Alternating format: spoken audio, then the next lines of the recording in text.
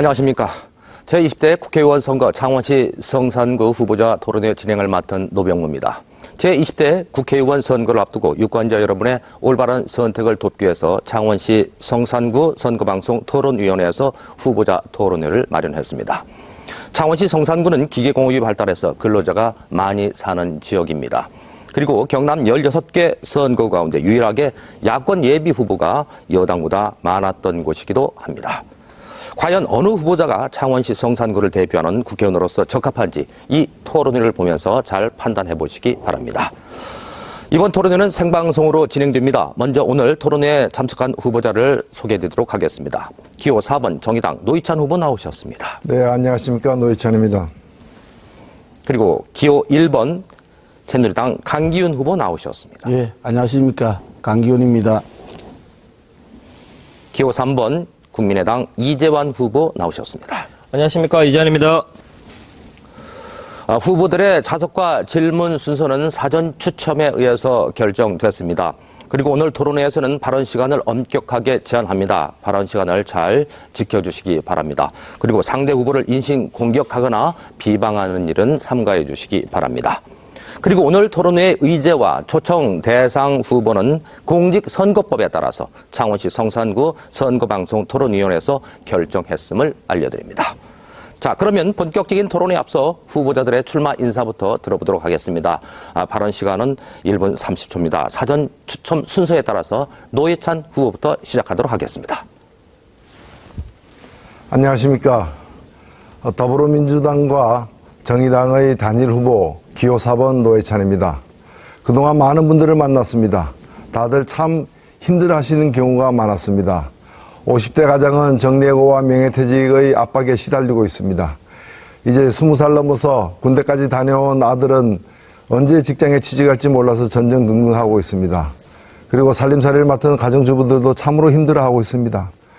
창원의 물가는 또 왜 이리 비쌉니까? 지금 쓰레기 봉투값이 창원의 경우에는 서울 강남보다도 2배나 비쌉니다. 그리고 도시가스 요금은 저 창원의 경남의 농촌 지역보다도 더 비쌉니다. 그리고 가스레인지 연결 비용은 서울은 공짜인데 왜 창원은 10,000몇천 원씩이나 받습니까? 이런 것들은 우리 생활 물가가 촘촘하게 살펴보지 못한 탓입니다. 정치가 국민을 위해서 봉사를 해야 되는데 정치가 국민 위에 군림한 탓이기도 합니다. 저는 오만과 독선의 늪에 빠진 정치로부터 창원을 구하겠습니다. 지금 창원에 필요한 것은 변화입니다. 변화는 선거를 통해서 일어날 수밖에 없습니다. 선거를 통한 변화, 4월 13일 날 반드시 만들어내야 됩니다. 이 노회찬이 창원의 민생을 살리겠습니다. 창원의 격을 높이겠습니다. 창원의 가치를 높이는 그런 정치인 노회찬이 되도록 하겠습니다. 4월 13일 여러분들과 함께 창원을 변화시키겠습니다. 감사합니다. 네, 다음은 강기훈 후보 출마 인사 듣도록 하겠습니다. 예, 안녕하십니까. 시민중심 정치 1번지 새누리당 기호 1번 강기훈입니다. 저 강기훈은 지난 4년간 국회에서 정파, 개파를 초월하고 오로지 창원 시민만 보고 달려왔습니다. 골프 한 번, 여행 한 번 치지 않고 서울과 창원을 300회 오가면서 지구 세 바퀴를 돌았다고 합니다. 그 결과 300명 국회의원 중에서 8이라는 의정활동 평가를 받았고 최우수 입법위원, 국정감사 우수위원 등 28관왕이라는 상을 받았습니다. 또한 창원의 수건사업들, 많은 일들을 해결하기 위해서 국가 특별교부세를 최고 많이 창원으로 가져왔습니다. 이렇듯 오로지 창원을 위해서만 달려왔습니다. 앞으로 저는 창원을 기업하기 좋은 도시, 근로자가 신바람 나는 도시를 만들고 싶습니다. 분열과 갈등이 아니라 화합하고 단합하는 그런 창원을 만들겠습니다. 현란함, 요란함보다 성실함으로 창원을 만들겠습니다. 마당새 강기훈 사랑해 주시기 바랍니다. 네. 이어서 이재환 후보의 출마 인사 들어보도록 하죠. 안녕하십니까. 국민의당 경남 최연소 후보 이재환입니다. 성산구 유권자 여러분, 요즘 안녕들 하십니까?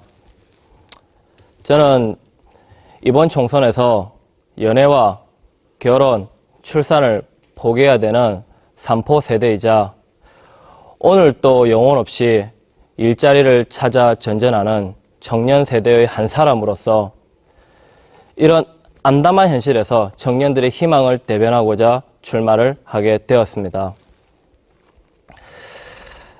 저희 사는 것이 정말 심각합니다. 여러분들도 다 아실 거라 봅니다. 12.5%에 달하는 청년 실업률, OECD 국가에서 꼴찌 노인 빈곤율과 자살률, 정말 참담합니다. 이런 상황에서 희망을 가지는 것조차 겁이 납니다. 그래서 저는 희망의 정치를 하고 싶어 출마를 하게 되었습니다. 희망의 정치는 국민을 속이거나 배신하는 정치가 아니라 특권과 반칙, 꼼수의 정치가 아니라 사회적 약자와 소외계층을 감싸주고 아이들과 청년의 미래를 열어주는 노년의 행복을 주는 정치가 희망의 정치입니다. 감사합니다. 지금까지 후보자들의 출마 인사 들어봤습니다.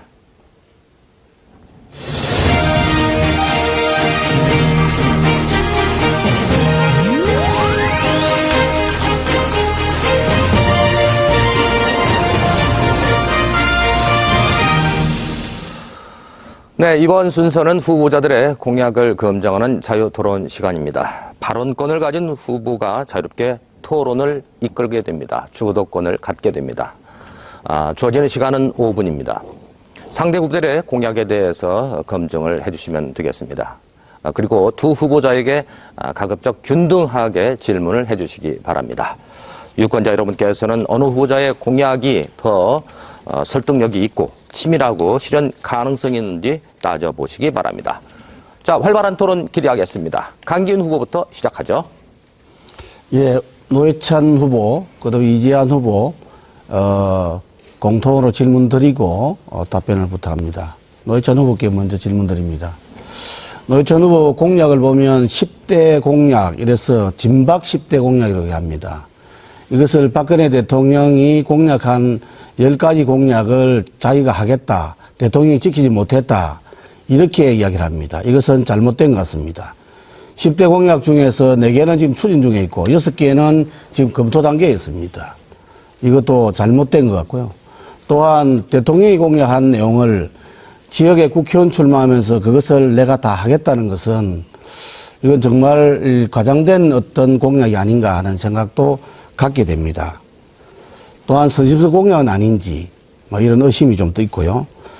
그리고 이와 같이 노 후보가 이야기한 10대 공약, 여러 가지 공약을 종합해 보면 국가예산 한 중앙을부터 한 23조가 필요하고 지방 공약이 한 4천억 정도에서 약 23조 4천억 정도가 됩니다. 군소정당인 정의당에서 이와 같은 돈을 어떻게 해서 마련할 것인지 하는 그런 부분에 대한 어떤 질문을 좀 드리고요. 저는 그 생활 밀착형 공약을 많이 했습니다.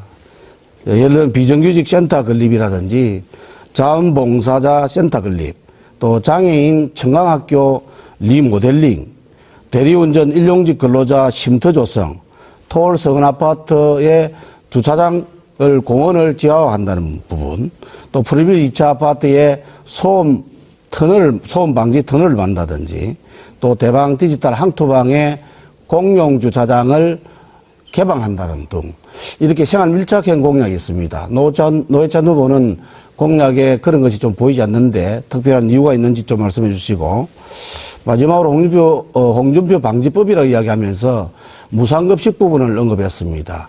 아마 유치원부터 고등학교까지 의무급식을 하겠다 이러면서 그 부분을 지금 지자체와 국가가 반분하는 50대 50으로 부담하도록 이렇게 하고 있습니다.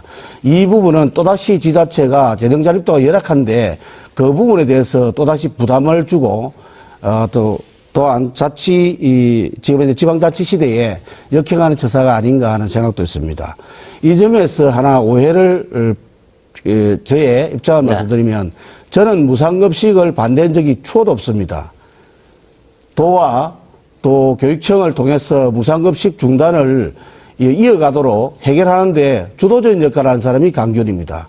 절대로 무상급식을 제가 반대한 적 없습니다. 네. 저는 무상급식을 지금도 무상급식을 의무급식을 하자고 주장을 하고 공약 1호로 내걸고 있습니다. 네. 그래서 이 점에 대해서 설명을 부탁드리고요. 이재한 후보께 질문드립니다. 이재한 후보 지금 이제 최저임금 문제가 지금 최저임금이 6,030원입니다. 이것을 10,000원으로 인상하고자 한다고 공약을 말씀하셨습니다. 점진적으로 이렇게 그 최저임금을 올리는 것은 뭐 바람직하겠습니다만은 갑자기 이래 올리게 되면 여러 가지 문제가 있을 거로 봐지는데 그 점에 대해서 설명을 해 주시기 바랍니다. 네, 먼저 네, 노 후보님 제가- 답변하세요. 시간이 짧기 때문에 간단히 말씀드리겠습니다. 23조나 되는 그 예산이 드는 공약을 했는데 어떻게 된 거냐 이렇게 질문하셨는데 예를 들면 학교급식을 무상으로 하겠다. 제가 3조 계산했습니다. 학교급식 무상은 의무급식을 국가에서 부담하는 거는 강기훈 후보도 공약을 했는데 강기훈 후보 공약 자료집에 보면 예산이 설정이 안 돼 있어요. 매니페스토 선관위 낸 자료에도 예산이 설정이 안 돼 있어요. 저는 솔직하게 3조 든다고 설정을 했습니다. 그렇기 때문에 예산 총액수가 차이가 나는 것이고요.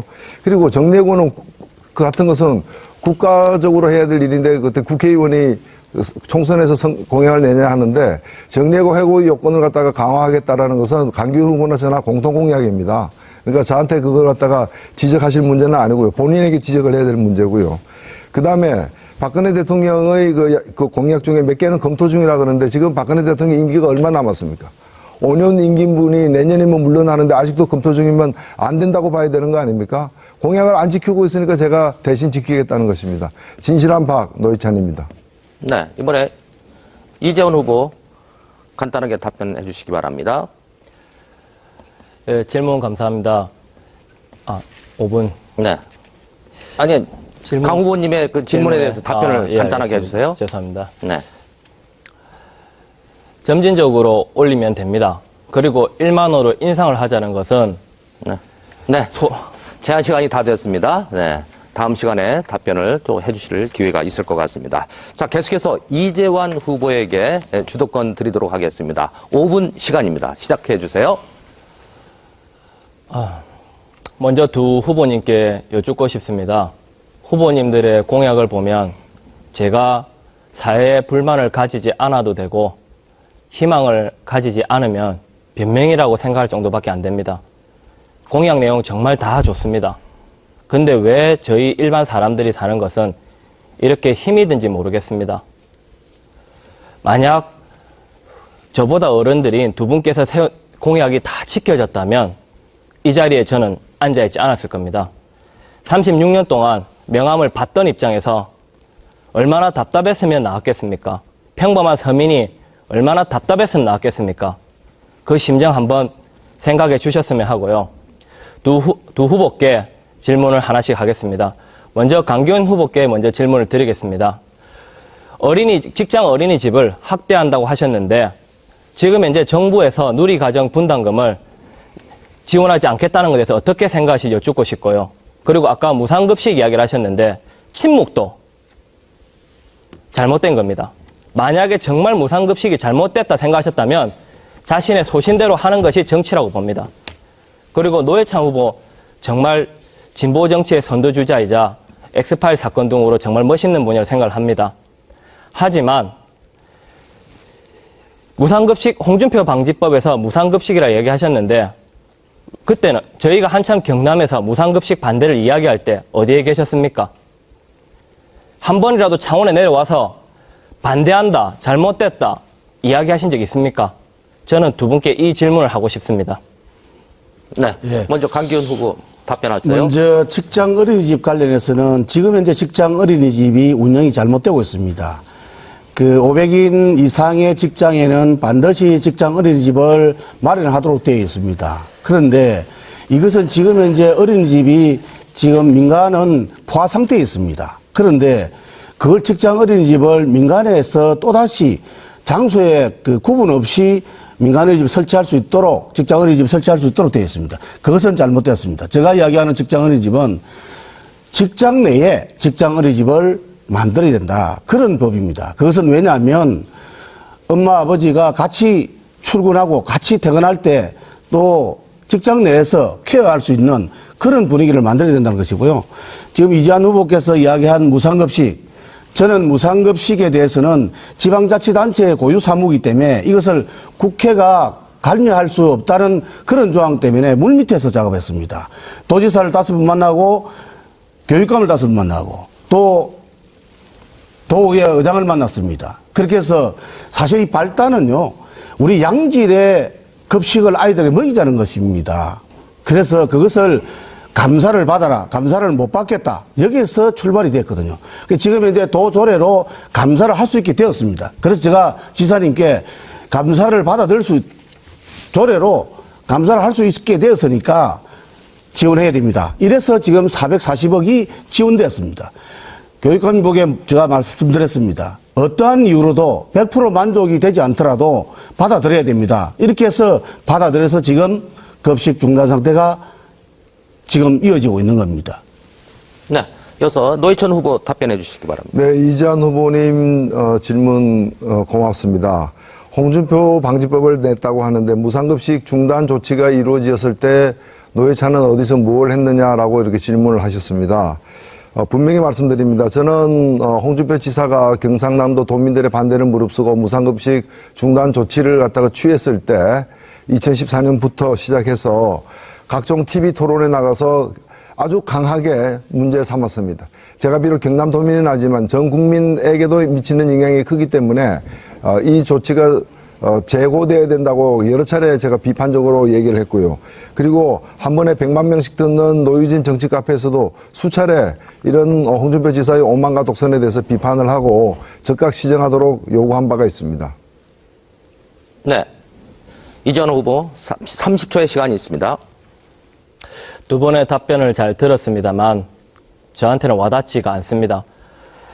직장 어린이집 말씀하셨는데 누리과정 문제부터 해결하고 직장 어린이집 말씀하신 게 맞고요. 지역의 주민의 대표를 뽑는 것인데 왜 대변하지 못합니까? 또한 노회찬 후보께도 말씀드리고 싶습니다. 여기는 창원입니다. 창원에 오셨어야 합니다. 그 전에 미리. 네, 잘 들었습니다. 열띤 토론이 이어지고 있습니다. 이어서 노회찬 후보에게 주도권 드리도록 하겠습니다. 5분의 시간입니다. 네, 요즘에 선거가 시작되고 길거리에 나붙은 현수막을 보면은 각 후보의 주장을 알 수가 있는데 제가 강기훈 후보께 질문을 드립니다. 강기훈 후보의 플래카드 현수막에 보면은 쉬운 해고를 척결하겠습니다. 저성과자 해고 제한법을 대표 발의하겠습니다. 이렇게 적혀 있는데 이걸 공약으로 이렇게 봐도 될 것 같습니다. 사실 쉬운 해고를 쉽게 해서 경제를 활성화시키겠다는 것은 박근혜 정부의 아주 핵심적인 정책 사안이고 온 국민의 반대를 무릅쓰고 이걸 강행한 것이 바로 얼마 전의 일입니다. 그런데 박근혜 정부의 대표적인 이 정책 브랜드인 쉬운 해고를 척결하겠다. 박근혜 정부의 정책을 척결하겠다는 건데 과연 이것이 가능한 일인가? 특히 새누리당 의원으로서 가능한 일인가? 그리고 그동안에 이것이 오랜 과정을 거쳐서 사회적으로 논의되고 국회에서도 논의되고 그럴 때 대정부 질문 한 번 안 했습니다.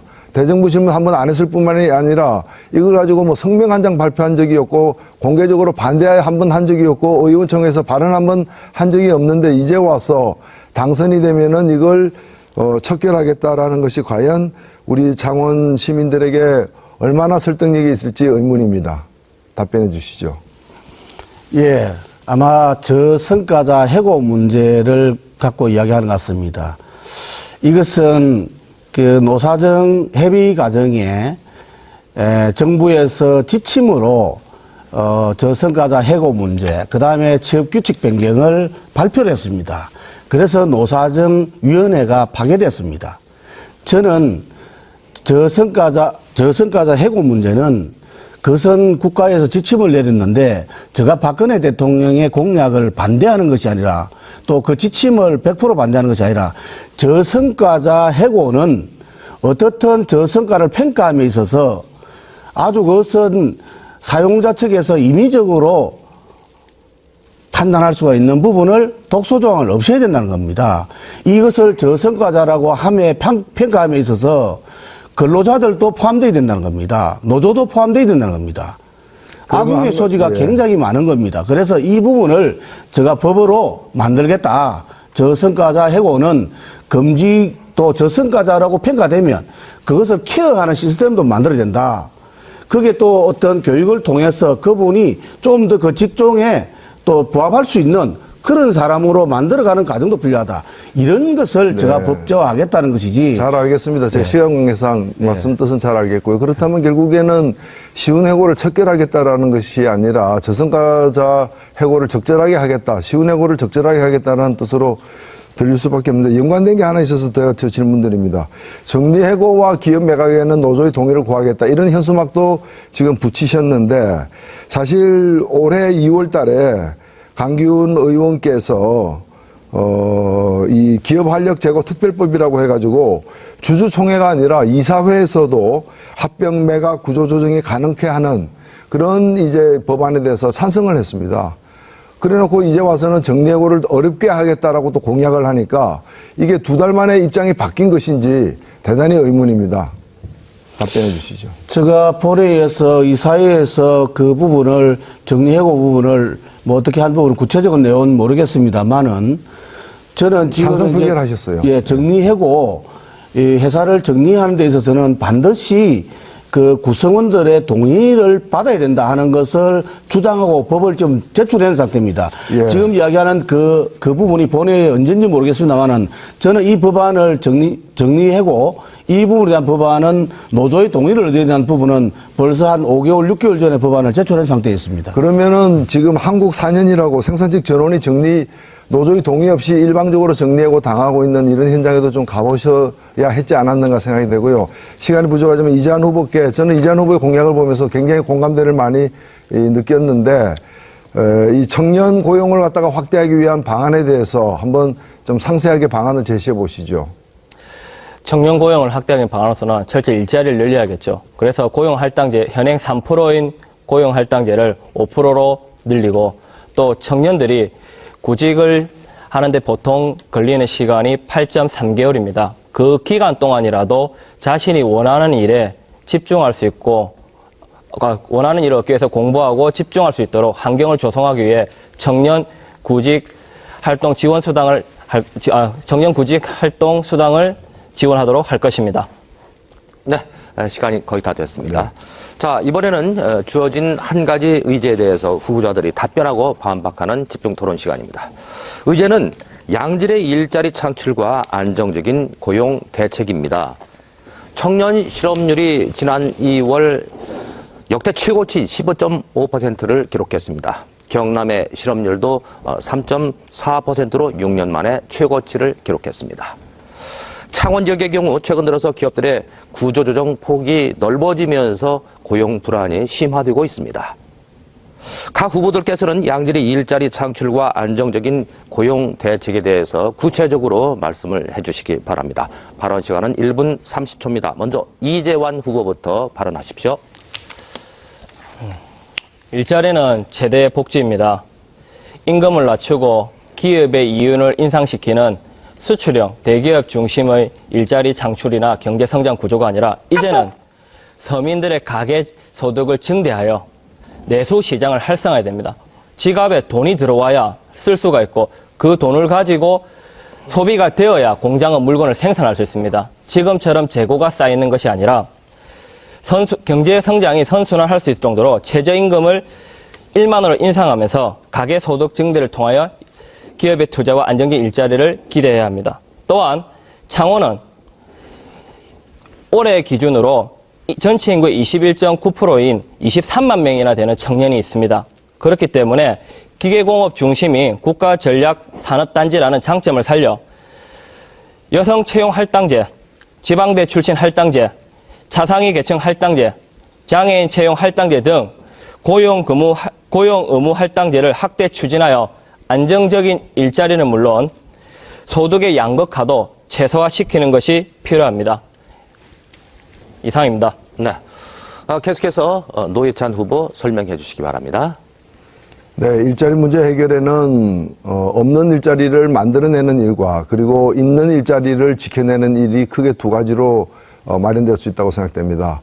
없는 일자리를 마련하는 데 있어서 만들어내는 데 있어서 가장 시급한 것은 바로 청년 일자리입니다. 우리 존경하는 이재한 후보도 얘기했습니다마는 흔히들 청년 실업률이 12.3%라고 합니다. 그러나 일각에서는 수험생 등 직장을 공무원 준비를 한다라거나 여러 가지 그 실제 일자리를 구하고 있는 사람들까지 다 포함하면은 실제 실업률은 23%를 초과하고 있다라고 얘기를 하고 있습니다. 그만큼 심각한데 저는 이 청년 실업 문제를 해결하기 위해서 5년간 17,000개의 일자리를 만드는 방안을 제시하고 있습니다. 바로 3% 의무 고용하기로 돼 있는 공기업과 지방 공공단체의 청년 의무 고용 할당을 5%로 상향하는 것입니다. 그리고 상시 고용인 300인 이상의 민간 기업에게도 이러한 청년 의무 고용 할당제를 부과해서 5년간 창원 지역에서 17,000개 가량의 일자리를 만들어낼 수가 있습니다. 그 다음에 있는 일자리를 지키는 문제와 관련해서는 정리해고 요건을 갖다가 강화하는 것입니다. 명예퇴직을 받아들이지 않는다고 해가지고 하루 종일 벽을 쳐다보게 만들었던 부끄러운 기업이 어디인 줄 아십니까? 바로 이 창원에 있습니다. 창원에 있는 정치인들 그동안 뭘 했습니까? 정말 부끄럽습니다. 네. 제한 시간이 다 됐습니다. 이어서 강기훈 후보의 의견 들어보도록 하죠. 예. 저는 창원의 일자리 창출을 어떻게 할 것이냐, 여기에 대해서 말씀드리겠습니다. 무엇보다 저는 기업을 해본 사람으로서 지금 창원의 경제, 창원 국가산업단지, 기초기술과 요소기술에 관련된 연구소를, 국책연구소를 유치해야 합니다. 그러기 위해서 첫째, 국가산업단지 창원공단을 구조고도화를 통해서 지금 재료연구소를 재료연구원으로 객상을 해야 합니다. 원으로 바꾸어서 거기에 있는 모든 메터리얼, 재료, 금속, 비금속, 바이오 여러 가지 재료를 집적화해서 여기서 창원공단에서 재료연구원으로 해서 모든 소재에 대한 연구를, 기초연구를 해야 합니다.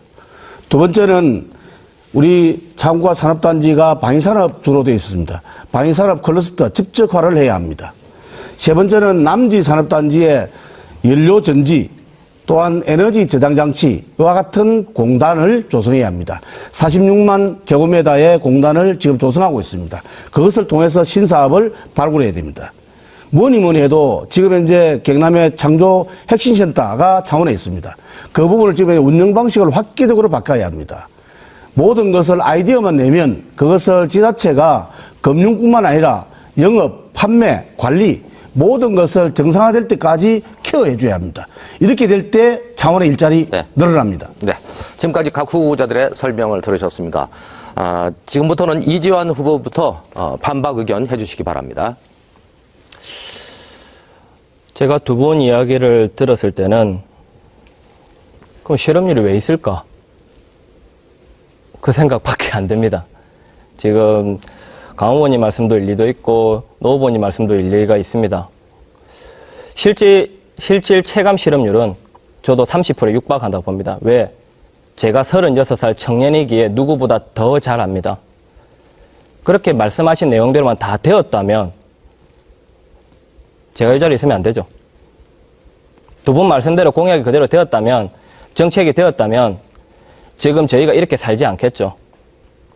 제가 묻고 싶은 거는 두 분 다 그 공약대로 실천을 과연 하실 수 있는지, 또 실제로 그렇게 해왔는지, 말이 아닌 행동으로 또 서민의 소리를 들었는지 묻고 싶습니다. 이상입니다. 네. 반박 의견 들어왔습니다. 이어서 노회찬 후보의 반박 의견 들어보도록 하죠. 이재한 후보의 지적 아주 따끔하고 그리고 또 굉장히 중요한 지적이라고 생각됩니다. 다만 변명은 아닙니다. 저는 삼성 엑스파일 그 떡값 검사를 폭로한 죄로 19대 국회의원이었지만은 10개월 만에 국회에서 이렇게 쫓겨났습니다. 그러니까 제가 공약한 내용들을 실현할 기회가 없었다는 점을 말씀을 드리고요. 이번에 제가 당선이 돼서 국회로 간다면 반드시 오늘 말씀드린 공약을 실현하겠다는 약속도 드립니다. 동시에 저는 방산 클러스터를 갖다가 만들겠다라는 우리 강경 후보의 그 제안에 덧붙여서 저는 그것도 좋습니다. 사실 창원공단의 출발이 됐던 게 방산 아닙니까? 또 그 중심이 방산입니다. 앞으로 이 방산 부분도 상당히 많이 육성해야 됩니다. 그러나 그것만 가지고는 미래형 산업 고도화를 이뤄낼 수 없을 것이다. 우리는 신성장 동력을 찾아내야 됩니다. 뭐 그런 점에서 재생가능 에너지 산업을 불러일으켜서 80만 개의 일자리를 만들겠다고 한 독일 메르켈 수상도 한번 들여다봐야 되고, 또 그런 점에서 재생가능 에너지를 집약적으로 실현해내고 있는 인구 규모나 면적이 우리나라와 비슷한 독일의 함부르크 사례 같은 것들도 많이 좀 살펴봐야 되지 않겠는가 하는 점에서 일자리를 갖다가 있는 데서 기름 짜내듯이 걸레 짜듯이 짜내는 것이 그것만이 아니라 새로운 일자리를 만들어내는 신성장 동력 개발에도 우리가 관심을 기울여야 된다고 생각합니다. 네. 계속해서 강기훈 후보의 의견, 반박 의견 듣도록 하죠. 예, 두 분 말씀 잘 들었고요. 지금 뭐니 해도 우리 청년 일자리 또 고급 일자리를 만들기 위해서 많은 지자체에서 노력도 많이 하고 있습니다. 또 업체에다가 또 지역 대학에 할당제를 도입한다든지 여러 가지 자구 노력들을 많이 하고 있습니다. 무엇보다 저도 마찬가지로 우리 지자체에서 공공기관부터 먼저 고급 일자리, 청년 일자리를 창출해야 된다 봅니다. 그러기 위해서는 지금 이제 기간제 부분도 동일한 일을 지속적으로 계속적으로 하게 되면 기간제를 둬서는 안 됩니다. 기간제를 빠른 시간 내에 무기직으로 전환해야 합니다. 그래야만 이 청년 일자리, 고급 일자리가 만들어진다고 저는 봅니다. 또한 우리가 뭐 선택적 복지냐 보편적 복지냐 논란이 많습니다만은 무엇보다도 복지에는 생산적 복지가 수행돼야 됩니다. 이걸 일회용으로 지급하는 것이 아니라 그 사람들을 생산적으로 투입할 수 있도록 충분히 케어해주는 그런 쪽 복지가 지속 가능한 생산적 복지, 이걸 통할 때만이 우리가 고급 일자리, 청년 일자리가 창출된다, 이런 생각이 듭니다. 그래서 무엇보다도 공공기관에서, 지자체나 공공기관에서 이와 같은 고급 일자리 또 청년 일자리를 창출해야 되고요. 또 민간이 기업하기 좋은 도시 환경을 우리 지자체에서 만들어주는 것이 일자리 창출의 지름길입니다. 예. 자, 이번에는 지역 현안에 대한 공통 질문 순서입니다. 공통적으로 주어지는 질문에 대해서 각자의 의견을 말씀을 해주시면 되겠습니다. 시간은 1분 30초입니다. 지금 창원시는 3개 시가 통합이 돼서 통합시로 됐습니다. 그러다 보니까 옛 창원과 마산, 진해 사이에 불균형 문제가 있습니다. 진해구는 경제자유구역, 의창구는 북면, 마산 하포구는 진북산단 등 지리적 확장을 통해서 지역 발전을 추구하고 있습니다. 하지만 성산구의 경우 산과 공단으로 둘러싸여 있고 행정구역상 확장이 어려운 원도심이어서 오히려 쇠퇴할 우려가 많다는 지적이 많이 일고 있습니다. 창원 성산구를 발전시킬 장기적인 전략에 대해서 후보자들의 의견 들어보도록 하겠습니다. 이번에 노회찬 후보부터 시작하시죠. 네, 뭐 아시다시피 창원시는 1974년에 산업기지개발촉진법에 의해서 만들어진 계획도시입니다. 이제 40년이 더 지났습니다. 얼마 전에 진해 마산과의 통합도 있었습니다만은 통합 문제가 아니더라도 이 40년 된 이 도시는 유지할 것은 유지하되 다시 리모델링 할 것은 리모델링 해야 되는 그런 처지에 사실은 놓이게 되어 있습니다. 그렇기 때문에 저는 곳곳에서 재개발, 재건축 사례가 늘어나는 것은 그만큼 이 도시가 뭔가 수술이 필요한 상태에 이르렀다는 걸 말해주고 있다고 생각되고, 이러한 재개발, 재건축을 그냥 시장에만 맡길 것이 아니라 공공 부문이 적극 개입을 해가지고 조속히 이걸 마무리해야 되는 게 아닌가 생각됩니다. 구역 지정 후에 장기간 방치되는 그런 부분은 공공이 직접 적극적으로 개발을 해서 질 좋은 공공임대주택, 그러니까 중산층도 살 수 있는 그런 질 좋은 공공임대주택을 마련을 해야 되고요. 저는 특히 근린형 숲길을 조성해서 창원시 성산구 내에서는 어디서든 5분 이내에 도시에서 산림 속으로 들어갈 수 있는 그런 숲길 조성에 앞장서겠다는, 그래서 명품 환경도시로 만들겠다는 말씀을 드립니다. 특히 이 창원에서 대기오염 문제와 그리고 도시 열섬 현상을 갖다가 해결하기 위해서는 슈르트가르트와 같은 그런 바람의 도시, 바람길을 내는 문제도 장기적으로 도시계획에 반영해서 추진해야 된다고 생각하고 있습니다. 예. 다음은 강기훈 후보의 의견 들어보도록 하겠습니다. 예. 도시 개발은 무엇보다 첫째 도시 기본 계획을 수립하고, 그 다음에 도시 계획을 수립하고 지구 단위 계획을 수립합니다. 지금 창원, 구 창원은 캔버라 30만을 본떴습니다. 50만이 넘었습니다. 많은 것들이 흩어졌습니다. 상업지, 공업지, 주택지로 됐던 것이 지금 저층 아파트가 고층화되었습니다. 저는 상남동을 초고층화해서 랜드마크화해야 합니다. 중앙동을 지금 단독주택지를 다가구주택으로 바꿔야 합니다. 또한 우리 집이 조정 가능 지역이 있습니다. 국도 25호선 아래 부산 생곡까지 이어지는 남부 순환도로 아래에 있는 지역을 집이 조정 가능 지역을 지금 행정용지난 또 주택난, 공장난을 해소해 가야 합니다. 무엇보다도 우리 기산, 용호, 석교, 갯마을을 이어지는 웅남동 그리고 안민마을은 계획도시에 포함되지 않아서 여러 가지 난개발이 되고 있습니다. 이것은 빠른 시간 내에 도시기본계획을 수립하고 지구단위 계획을 수립해서 계획적으로 지금 마련해야 합니다. 이와 같은 조직적이고 계획적으로 하기 위해서는 지구단위 계획을 많은 시민들의 의견을 반영해야 합니다. 그것을 강기훈이가 꼭 반영하겠습니다. 네. 계속해서 이재환 후보의 의견 들어보도록 하죠. 좀 전에 강 의원님하고 똑같이 언급을 하겠는데 창원은 원래 인구 30만을 기준으로 국가 전략 산업단지를 조성하기 위해 만든 계획도시입니다. 그러나 통합 이전에 이미 인구가 50만이 넘어버렸기 때문에 지금은 과밀화되어 있습니다. 뭐 예를 들어 공장의 부지가 평당 500만 원을 육박하고 재개발하는 아파트가 평당 1,400에서 1,500입니다. 너무 서민들은 들어갈 자리가 없습니다. 그리고 교통체증, 환경오염 등 성산구 안에서만 개발을 하려고 계속하고 있습니다. 그래서 이런 문제는 10년 전부터 예견이 되었는데 이 예견된 문제를 과거의 정치주들, 지금 현재 정치주들 왜 해결하지 못하고 지금까지 남기지 않습니까? 저는 분산을 하고 눈을 바깥쪽으로 돌려야 된다고 생각합니다. 성산구 안에서만 해결할 게 아니라 성산구 밖에서 해결할 수 있도록 만들어야 된다고 생각합니다. 다른 지역에 임대주택을 개발한다든지 산업단지를 건설한다든지 또 예를 들어 SK 테크노파크처럼 연구, 개발, 비즈니스가 함께하는 대기업의 낙수 효과만 기대하는 것이 아닌 창원에 있는 중소기업들이 자생력을 기를 수 있는 제도적 뒷받침을 해줘야 됩니다. 또한 중앙동 오거리를 이야기하셨는데 저도 같은 생각입니다. 오래된 주택가를 최대한 활용하여 청년들이 창업할 수 있는 청춘의 거리, 상점의 거리로 만들어서 롯데로부터 벗어나는 상권의 활성화를 해야 된다 봅니다. 이상입니다. 네. 지금까지 지역 현안에 대한 공통 질문이었습니다.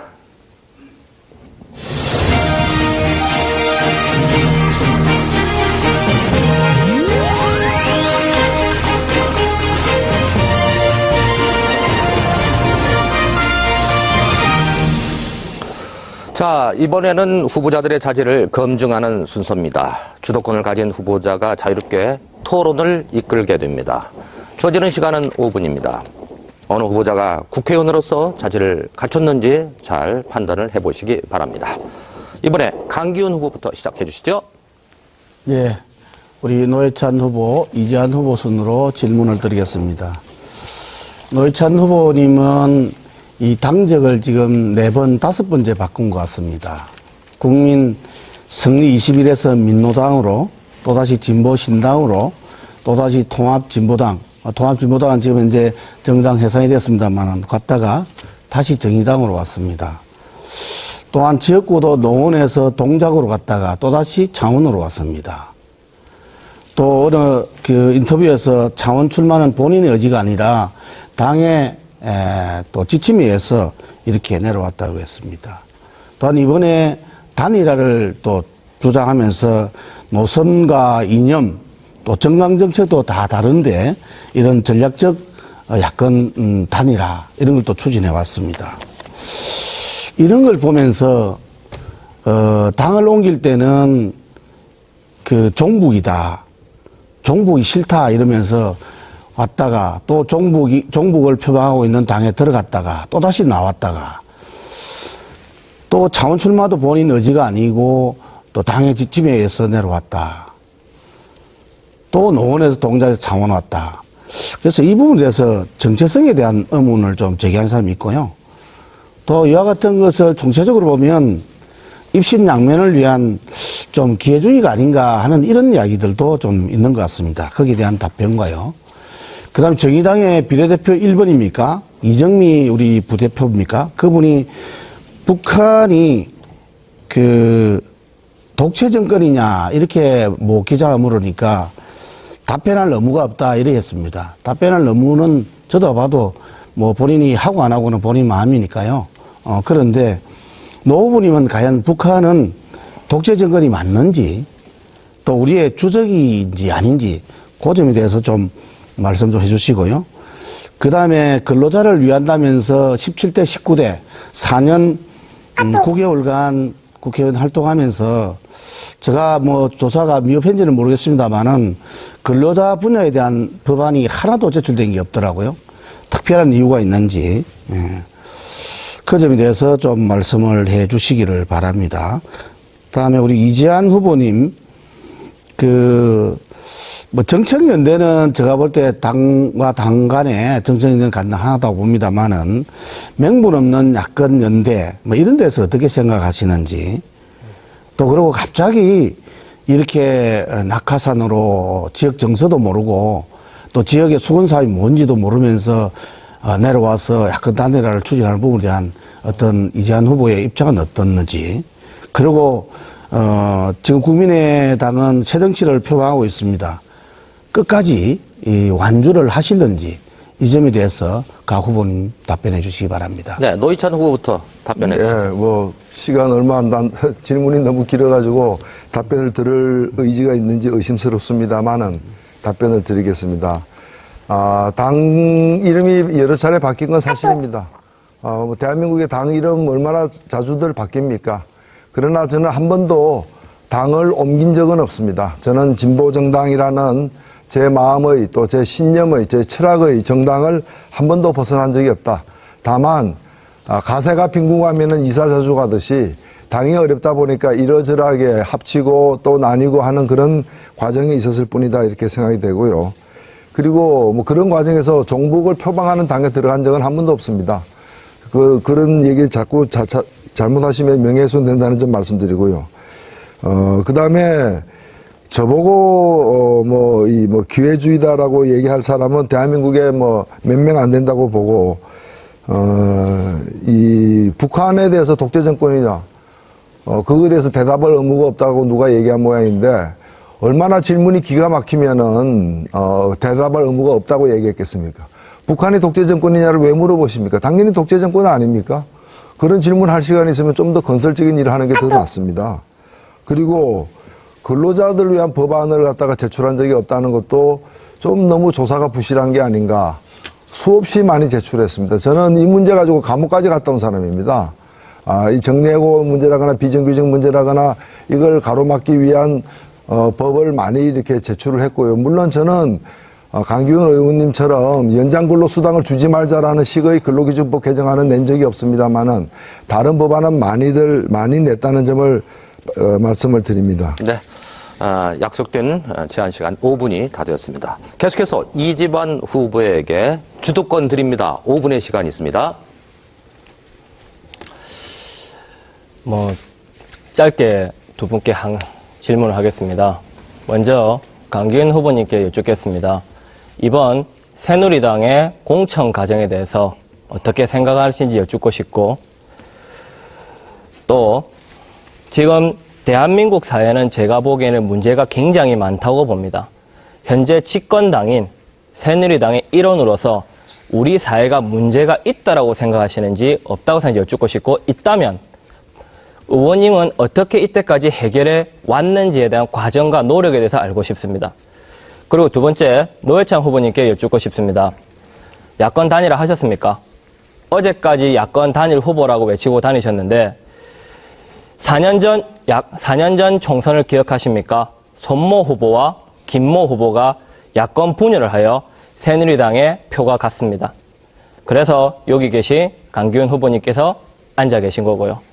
그때 당시 끝까지 완주하도록 만든 여모 도의원께서 김모 후보를 끝까지 완주하게 만든 여모 도의원이 지금 현재 노회찬 후보님의 선거 캠프의 핵심 인물로 알고 있습니다. 과거에 야권 분열을 초래했던 분들이 야권 단일을 요구한다. 왜? 결과 중심이니까. 과정이 아니라 결과 중심이니까. 나는 될 사람이니까, 센 사람이니까. 어차피 새누리당 한 표 주기 싫으면 도와달라. 이런 식의 패권주의적 진보는 어떻게 생각하십니까? 제가 보기에는 좀 납득할 수가 없습니다. 후보님 내에서 굉장히 존경하는 마음을 가졌던 한 사람으로서 여쭙고 싶습니다. 진보가 무엇입니까? 자기 중심적인 진보가 진보입니까? 이상입니다. 네. 먼저 강 후보님 답변해 주시죠. 예, 공천 과정. 저도 참 안타깝고 여야 공이 이 공천은 앞으로 이와 같은 사천이 돼서는 안 된다고 저는 강하게 주장하고 있습니다.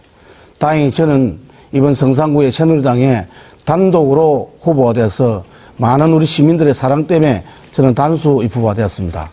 그런데 김무성 당대표는 우리가 앞으로 국민에게 공천권을 돌려드려야 되겠다 한 것도 제가 김무성 대표에게 이야기한 것입니다. 상향식 공천이 또 오픈 프라이머리 하는 이야기를 풀어서 말씀해 주십시오. 그것이 우리 새누리당은 공천을 국민에게 돌려드리겠습니다 하고 하시기 바랍니다 해서 그것을 내걸었습니다. 그런데 하는 과정에 유한구 우리 공천관리위원장님께서 조금 당규에 나와 있는 쉽게 이야기하면 당선 가능성이 저조한 곳은 전략공천이 가능하다는 그 단서조항이 있어서 그것을 너무 악용한 것이 아닌가 하는 생각이 듭니다. 지금 당규대로만 한다면 이 공천은 앞으로 깨끗한 공천이 되고 정말로 정당의 민주화가 됩니다. 정당의 민주화가 공천의 민주화가 되면 완전히 바뀝니다. 저처럼 개파, 정파에 애속되지 않습니다. 저는 아직도 한 번도 정파에 애속되어 있지 않습니다. 저는 오로지 창원 시민줄, 시민만 바라보고 달려왔습니다. 그리고 제가 노동계획 이야기할 때 노동계획이라고 말씀하지 마시라고 이야기했습니다. 당론도 제가 거부한다고 이야기했습니다. 자칫 잘못했으면 공천에 문제가 있을 수도 있습니다. 노동계획이 아니라 노동관계 선진화법이라고 말을 바꾸라 그랬습니다. 우리가 노동자에게 억압하고 탄압하는 느낌을 줘서는 안 됩니다. 사용자와 노동자가 어떤 부분을 양보해서 그 관계를, 노사관계를 정립할 것이냐 하는 것에 정점을 줘야 된다고 말씀을 제가 드렸습니다. 저는 세월호 때 순직 처리 두 사람이 비정규직이라고 안 됐습니다. 목소리 높였습니다. 두 분을 반드시 순직 처리해야 된다고 이야기했습니다. 이와 같이 저는 당의 노선과 조금 차이 나더라도 그것이 합리적이고 정당하다 그러면 그 목소리를 내었습니다. 예, 제가 답변을 드리도록 하겠습니다. 4년 전에 그 야권 단일화가 안 된 데 대해서 문제가 있지 않느냐라는 그런 지적이신데요. 충분히 저는 있을 수 있는 지적이라고 생각됩니다. 패권주의적 진보든 보수든 패권은 저는 반대합니다. 진보이기 때문에 패권이 용납될 수 있는 건 아니라고 생각됩니다. 근데 좀 정확하게 해야 될 것 같습니다. 4년 전에는 민주당과 당시 통합진보당과의 야권 단일화는 성사가 되었습니다. 그런데 진보신당과 이 야권 단일 후보 사이의 진보 단일화가 실패했습니다. 이 실패는 지금도 부끄러운 일입니다. 누구도 이 실패에 대해서 잘했다고 얘기하는 사람은 없습니다. 다들 반성해야 된다고 생각하고요.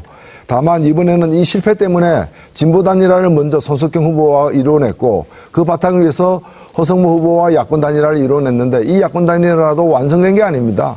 그렇기 때문에 저는 현수막에도 더민주당, 정의당 야권 단일 후보 이렇게 썼습니다. 네, 제한 시간이 다 되었습니다. 열띤 토론이 이어지고 있습니다.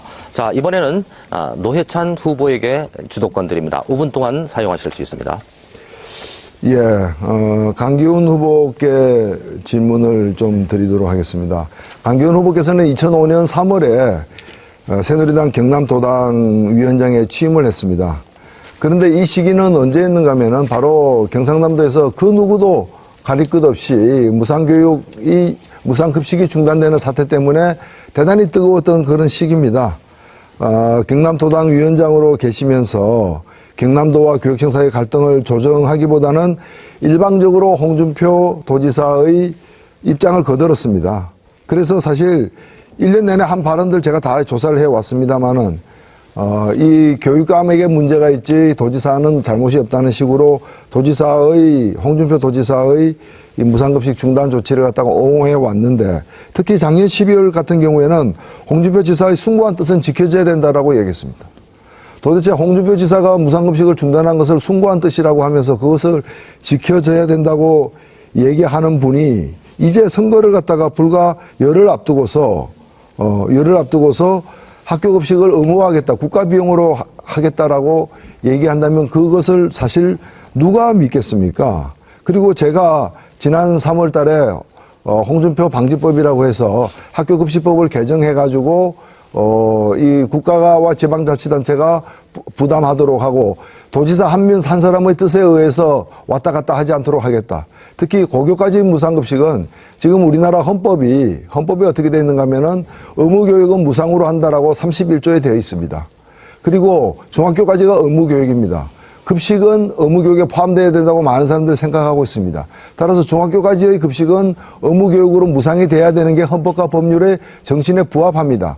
여기다가 추가해서 박근혜 대통령은 고등학교 졸업할 때까지 무상교육으로 하겠다, 의무교육으로 하겠다, 무상교육으로 하겠다라는 공약을 내세운 바가 있습니다. 이 공약 안 지켜지고 있습니다.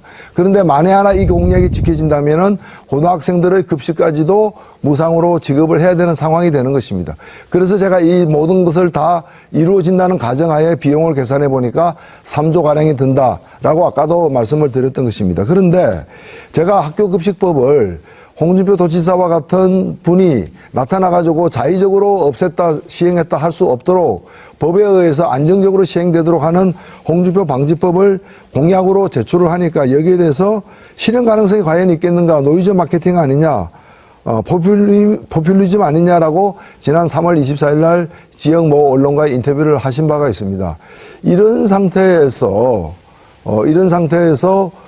학교급식을 갖다가 의무화하겠다, 그걸 또 국가 비용으로 하겠다라고 공약을 한다면은, 그리고 이제까지 무상급식을 선거 앞두고 홍준표 지사가 꼬리를 내리고 있는 상황이 되었는데, 이런 식으로 된다면 과연 저는 우리 유권자들이 정치에 대해서 신뢰를 할 수 있을까? 정치에 대한 불신이 더 높아지지 않을까 우려가 됩니다. 여기에 대해서 어떻게 생각하십니까? 예, 말씀 잘 들었고요. 결론적으로 말씀드리면 무상급식 중단 해결은 강기훈이겠습니다. 두 번째, 앞으로 무상급식 사태 재발되지 않기 위해서 무상급식을 의무급식으로 바꿔야 된다고 주장하고 있습니다. 제가 주장하는 것은 의무급식은 의무교육에 따른 의무급식입니다. 반드시 해야 됩니다. 2조 정도 듭니다. 그리고 제가 학교 비정규직 중식값, 식대 반드시 해야 된다고 말씀드렸습니다. 그것 또한도 우리 교육감께 말씀드렸습니다. 또 도의회 교육사회위원회 위원장께도 말씀드렸습니다. 저는 홍준표 지사의 무상급식 중단 사태는 조금 전에 토론에서도 말씀드렸다시피 아이들이 밥을 먹지 않는다고 잔반이 많이 나온다는 겁니다. 그래서 감사를 내보자니까 교육감께서도 기분이 나쁘시겠죠. 기간 대 기간인데 왜 감사를 받아야 되냐. 이래서 논쟁에 대해서 감사 없는 지원은 못하겠다. 이래서 이제 도화선이 된 겁니다. 저는 누구를 탓하지 않았습니다. 양쪽 다를 탓했습니다. 교육감도 이 급식의 주체자입니다. 지원은 지자체가 하지만 교육감이 이 자체의 주체자입니다. 책임을 가져야 됩니다. 말씀드렸고요. 또 지사한테도 말씀드렸고, 지사의 숭고한 뜻이란 것은 이 아이들에게 양질의 급식을 주고자 하는 그 순수한 뜻이 있다. 그것을 제가 이야기한 겁니다. 네, 그래서 감사를 통해서 앞으로. 알겠습니다. 예, 그다음에 질문하셨으니까 그다음에 제가 이거 제 주도 질문이니까 제가 답을 10초밖에 안 남았습니다. 그래서 말씀은 잘 들었고요. 지금 답변하신 것 중에 교육청에서 감사를 받아야 되는데 감사를 거부했기 때문에 급식을 중단했다 그러는데, 감사를 거부했으면은 감사를 강행하는 다른 조치를 취해야지 급식은 왜 중단합니까? 아이들이 숙제 안 해오면 밥 안 줍니까? 그렇지 않습니까? 그걸 갖다가 급식을 중단하는 이유가 될 수 있다고 얘기합니까? 네. 열띤 토론이 계속 이어지고 있습니다. 자, 이번에는 후보자들에게 각기 다른 질문을 드리도록 하겠습니다. 답변 시간은 1분 30초입니다. 먼저 이재환 후보에게 질문 드립니다. 우리나라는 국회의원에게 주는 혜택이 상당히 많다는 지적이 많습니다. 높은 연봉과 연금, 그리고 많은 비서진이 있습니다. 선진국에 비해서 너무 과하다는 지적이 많이 있는데, 국회의원이 받는 특혜 어느 정도가 적절하다고 보십니까? 국회의원이 일을 잘하면 당연히 특혜 많이 받아야겠죠. 1년에 국회의원 1인당 14억의 세비가 들어가는 것으로 알고 있습니다. 근데 제가 지금까지 본 어른들의 모습으로서는 1억 4천도 아깝습니다.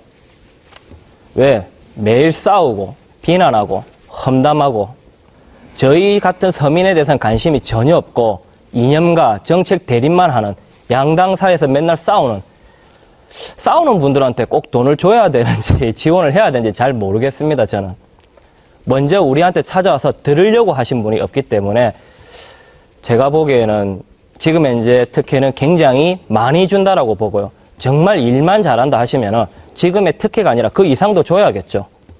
하지만 지금은 조금 아닌 것 같습니다.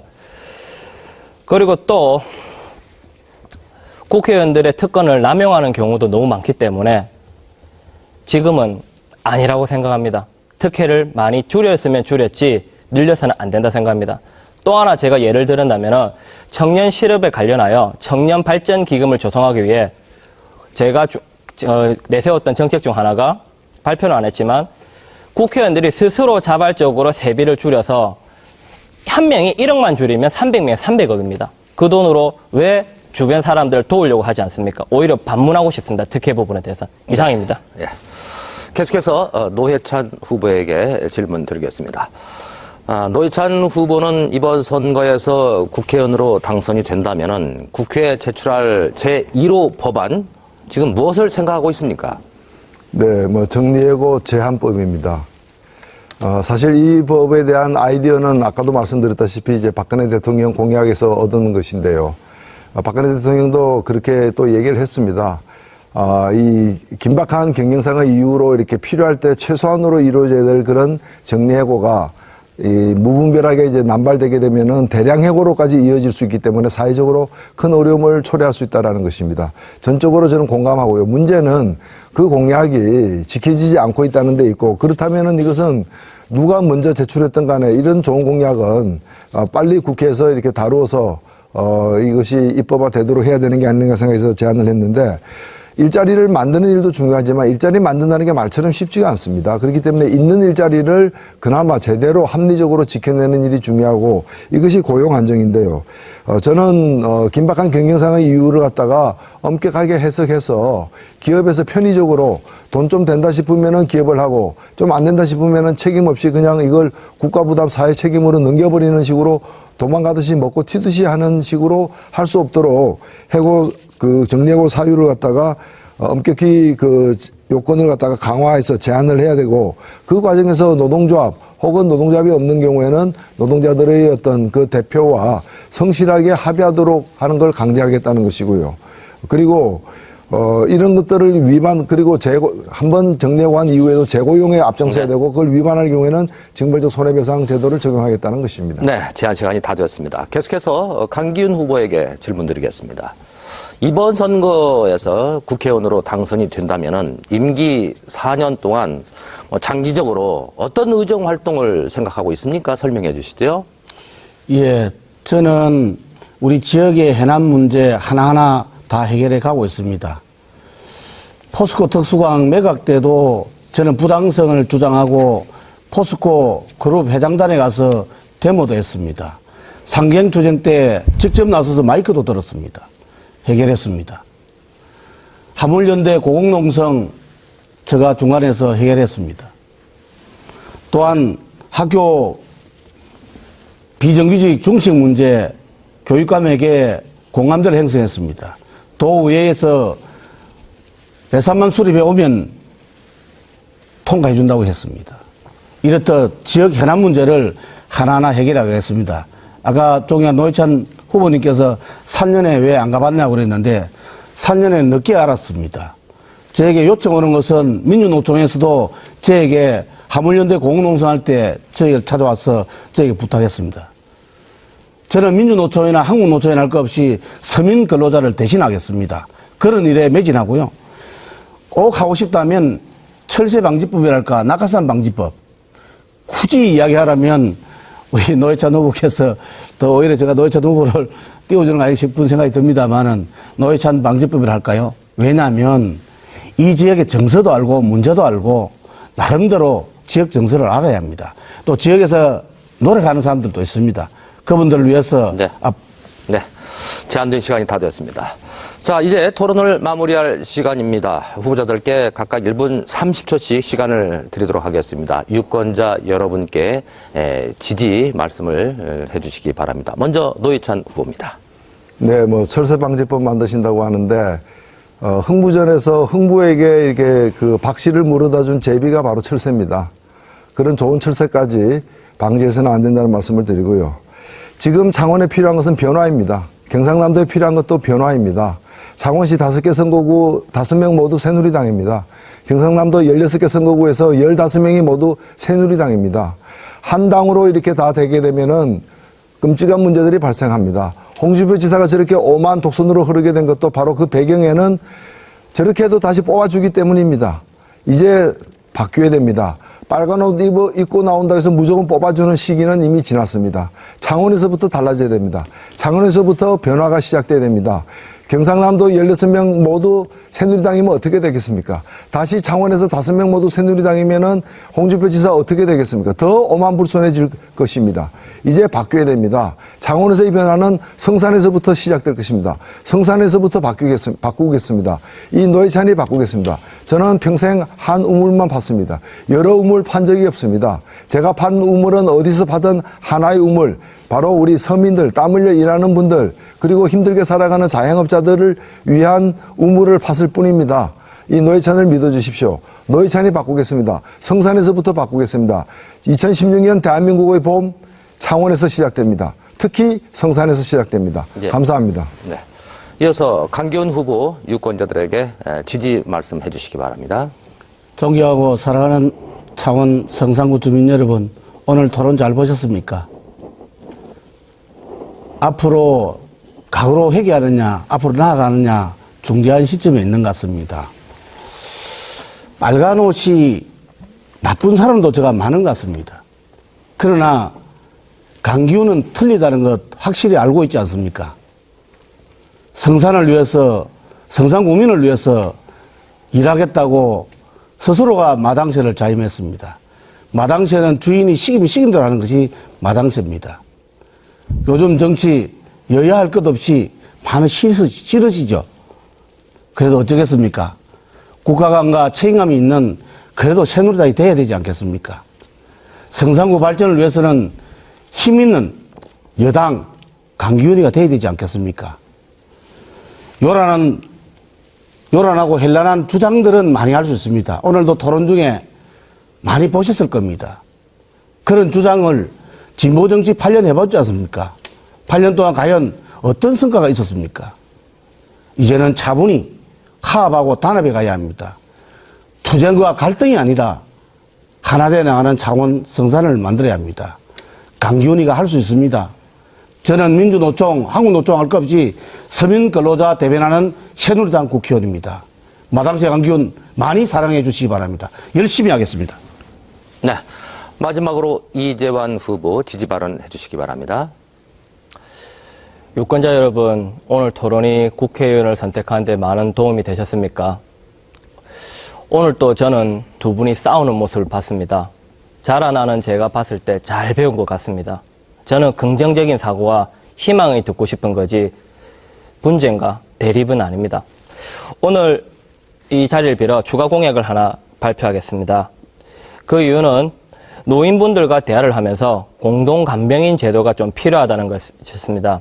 공동간병인 제도를 전면 시행 확대하여 개인 간병인이 할 수 없는 부분을 국가가 부담하여 적어도 저소득층이 의료 부분, 간병인 부분에서도 벗어날 수 있도록 돕도록 하겠습니다. 그리고 또 하나, 노인 성자활센터를 건립을 추진하겠습니다. 노인분들, 100세 시대에 노인분들의 음성화된 성 부분을 사회로 양성화시켜서 레크레이션, 상담실 등으로 노인들의 복지에 앞서도록 하겠습니다. 그리고 마지막으로 하고 싶은 이야기가 있습니다. 유세 차량도 없고 선거 사무원도 없고 혼자 발로 뛰는 저를 보고 서민은 정치하면 안 된답니다. 서민이 정치를 하면 안 되는 이유가 있습니까? 힘센 사람, 되는 사람만 되는 것이 아니라 저희 같은 서민도 꿈을 가지고 도전할 수 있는 기회를 주셨으면 합니다. 간곡히 부탁드리겠습니다. 이상입니다. 네. 지금까지 창원시 성산구 국회의원 후보자들의 공약과 정책을 자세히 들어봤습니다. 오늘 이 토론회가 유권자 여러분이 후보를 선택하는 데 많은 도움이 되었기를 기대하겠습니다. 여러 가지 질문에 성심성의껏 답변해 주신 후보자 여러분께 감사의 말씀을 드립니다. 그리고 끝까지 함께 시청해 주신 여러분 대단히 고맙습니다. 제20대 국회의원 선거 창원시 성산구 후보자 토론회 오늘 순서 여기서 모두 마치겠습니다. 여러분 고맙습니다.